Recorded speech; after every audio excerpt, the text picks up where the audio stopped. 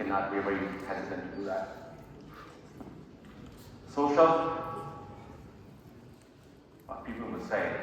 Luther said in his book, a lot of dreams could not be fulfilled because we're all prisoner of one thing. What would people say if I do this thing? And that thing really kills dreams. That kills really our ability. Social pressure, social distance. Of course, we are very afraid to take risk. Failure is not acceptable, and we don't celebrate failures. The unfortunate part is, wherever you go, I give a lot of talks, and every way the talk is for the successful people. Nobody who's failed in their career or in their business, they never come on stage. Those are the actual people. We have learners. Those are the actual people who give you experiences. They are $1 million more expensive than the person who's successful. Failure must be celebrated. Failure is the learning lesson. Failure is not something, you fail and you do good. So that's another reason we do not learn, we do not change, we resist. That's why I feel like failure is change is betrayal is what I believe. I don't want to change what I think. Mackenzie said, even 10% of the professionals resist updating their skill sets. By this year, 85 million jobs will be lost, but more will be created. In my career, I remember back in early 90s or late 90s, a lot of people were afraid of automation. This is automation will take the jobs. Look where the wealth is. From 1990 today, the richest companies are what?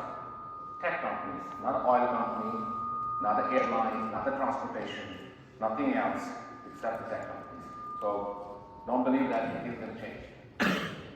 So costing has, I'm just not going to list on it, but you often believe in the Kodak, right? Nobody carries the Kodak camera? 1975, Kodak first invented digital camera. The company does not exist today. Because they believe that the digital camera is a toy, professional photographers will never give up the films. Wrong. They resisted. They did not, break the barrier of betrayal. BlackBerry. There was a time when from President Obama to Russian presidents to European heads, they all using the BlackBerry. iPhone came in 2007. They all said it's a toy. Only for the young generation, maybe some fun with the BlackBerry today. Michael Lazarus, who's the owner of the BlackBerry, admitted in very crying voice that we failed to learn, we failed to understand, we failed to change. There was a myth at one time that men cannot run a mile in less than 4 seconds. That was a myth broken by athletes. Every year, every 4 years, when we see the Olympics, human beings break the human weight benchmarks. It means you always go to the bit beyond. And that value was broken by 0.04 of the second. It was not like a full second. But that's the capacity of the human being. So Kodak, 4 minutes Smith, BlackBerry, you all science students, right? So let me give you an example. For 200 years, the physicists believed that Newton physics is the end of the physics. There's nothing more left in the physics to discover. That's it, fundamental truth is. 200 years later, Einstein came. Theory of relativity. Gave a birth to what? GPS, neural networks. Today, the AI, the ChatGPT, the DeepSeek you use is based upon neural networks. Theory of relativity, Einstein. So nothing is perpetual, forever. So the cost of not learning or cost of not changing has costed people and have costed humanity as well. So this is what I think my fundamental message today is. Don't resist change, don't resist. Go on with the betrayal. It's not a betrayal, it's the way forward towards it.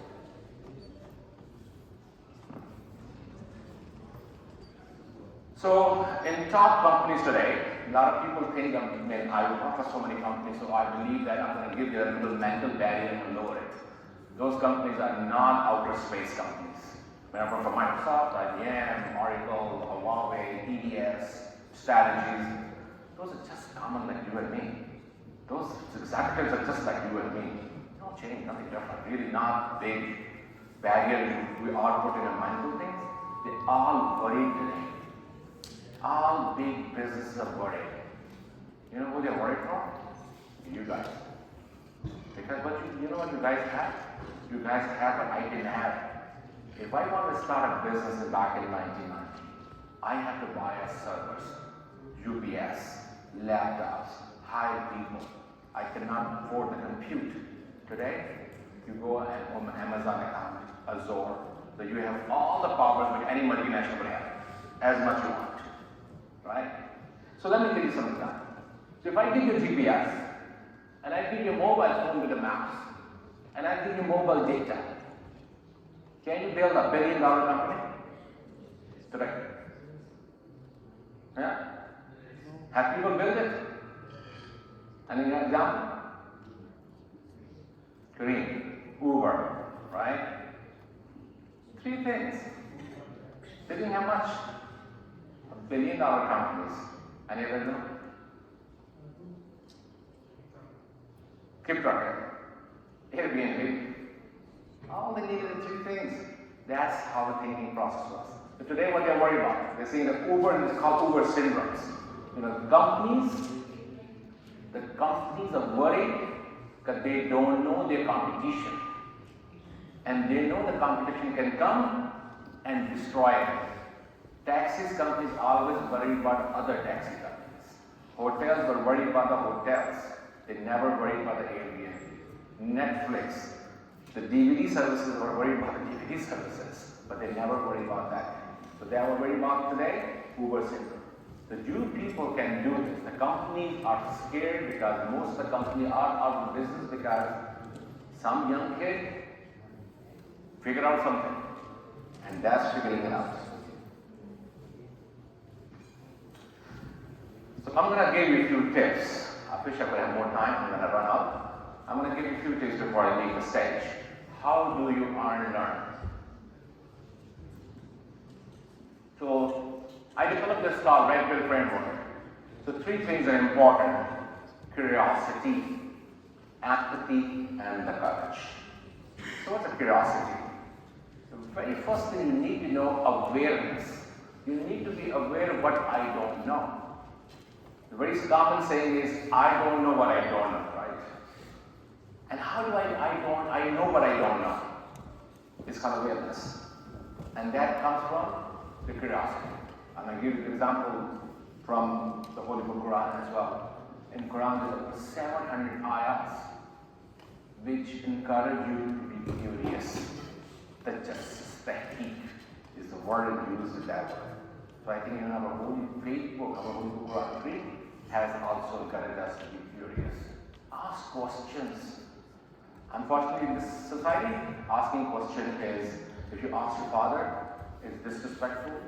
Ask teacher is also disrespectful. Ask the judge is punishable thing. So don't go to that way. So curiosity, empathy. The curiosity is the very first thing. So be aware what's going on.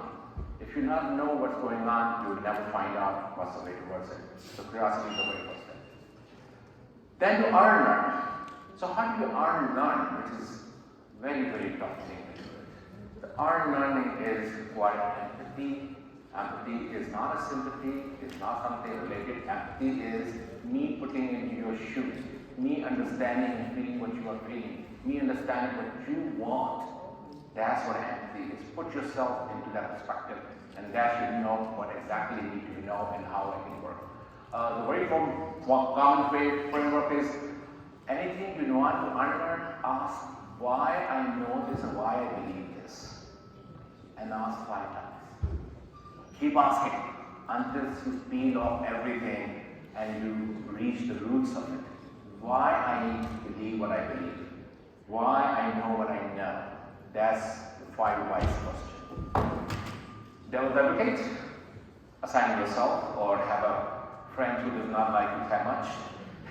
Have a little challenge your assumptions. Have an open-minded, open-hearted discussion. challenging. Without challenging, you cannot peel off that, what you have learned, what you've been absorbed, what you've been known for so long. Then the relearning. The relearning is required courage.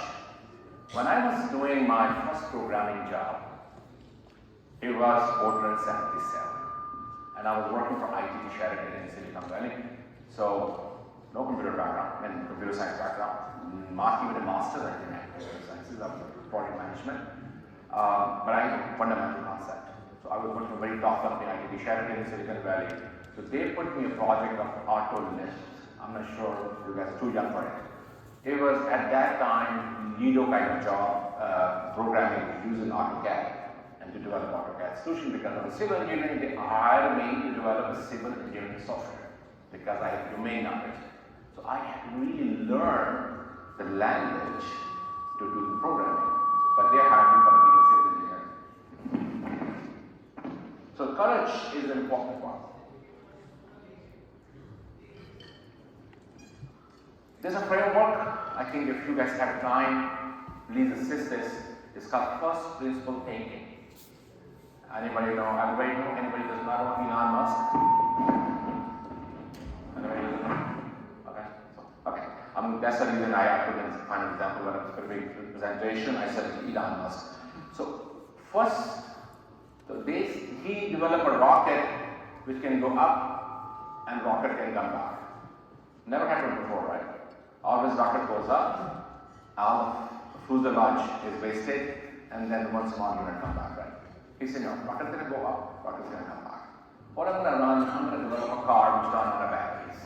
No fossil fuel. So first, he uses called first principle thinking. So what's first principle thinking is? First, identify the assumptions. What assumption is taken? Assumption was rocket can go up, the fuselage which carry the fuel does not come back. He said, let's reject that assumption. We're going to bring the fuselage up, return back to the earth. I'm not sure I'm torturing the audience. Sorry for that. I'm going to hold this, okay. So identify assumption, then you know what assumption you want to change. Then you break down those components. Fuselage rocket cannot come on, or batteries has to be very much in a way that it can run faster, it can get longer, and more safer. This is good now, right? Okay, I'm just holding it because that's probably good. Then you reassemble those things. So break it down. First you identify, you break it down, you reassemble it. It's called first principle thinking. It's one of the, I think, the best thinking process, along with we call it design thinking, or we call it system thinking, different perspective to have these innovative ideas where if I have a GPS, mobile data, and I am a user, can I develop a $1 billion company? Of course you can do, if you do the proper challenge assumption.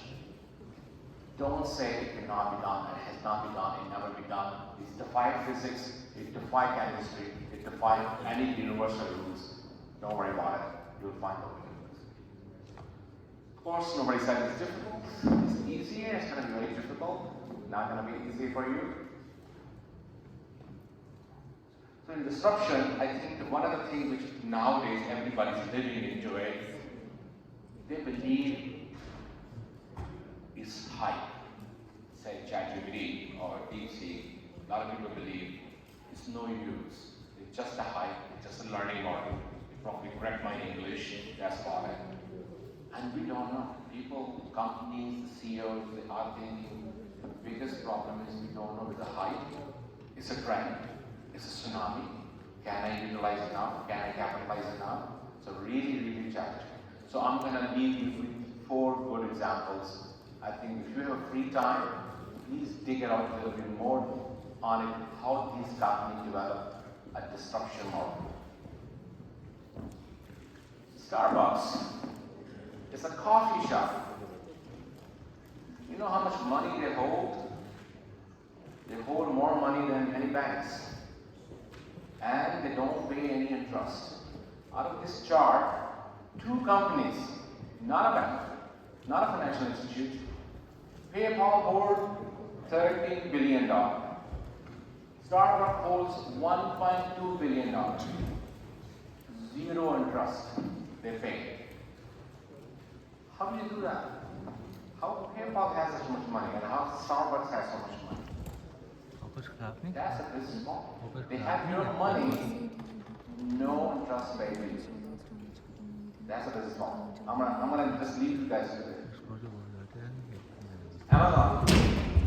Amazon is not a trading platform anymore. Amazon is actually challenging the banking system because they have a power of data.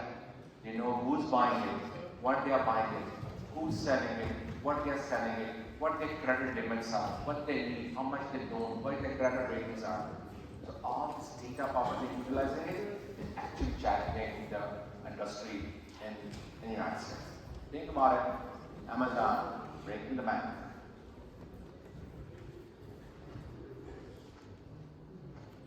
How many of you have Spotify? How many of you see Spotify, right? Ever see that movie Spotify? Actually on Netflix. It's a good movie to see how they've come up with that, break the barrier of it. MP3 was the revolutionary compression technology when it came to music. But even Apple could not deliver MP3 over the internet because the speed of the internet is variable. They found a magic sauce that even a slower internet, I can deliver a high quality music, which Apple failed. Apple Music, you have to download it. Now you probably can stream it. So that is Apple sauce. That's a magic sauce. Think about it. We are more. I think one of the good things is for you, how you learn and unlearn. How many use waterfall model or Scrum or Agile? I'm sure all your teachers tell you Agile is better than waterfall model. This picture is tells $1 million story.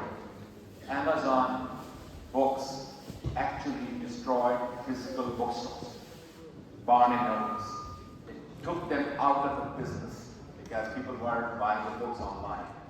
Now, Amazon is popping up physical stores. Why? I want to give you a hint. Find it. Why Amazon is now putting a brick and mortar bookstores. They're the one who destroyed brick and mortar bookstores to start with. The reason why? Because they know which area, what people are buying it, so they can deliver them only things. And Barnes and Noble used to carry 30,000 books. They only carry 5,000 books. Very specific target data based on it. What's that? Nobody pays for it, right? Still use it? Plus 2 more. Last but not the least, small fish eat the big fish. DeepSeek versus ChatGPT. Okay? So think about it. What did they do which nobody else could do? And why they did it? And how they did it? Very smart move. They built on top of everybody else's work. Simple. What do you think of it? So I'm going to give you a few challenges, I think, a few things for your, brain a little bit onto it. Continue learning, please. Cultivate curiosity to learn, empathy to unlearn, and courage to learn. I appreciate your time.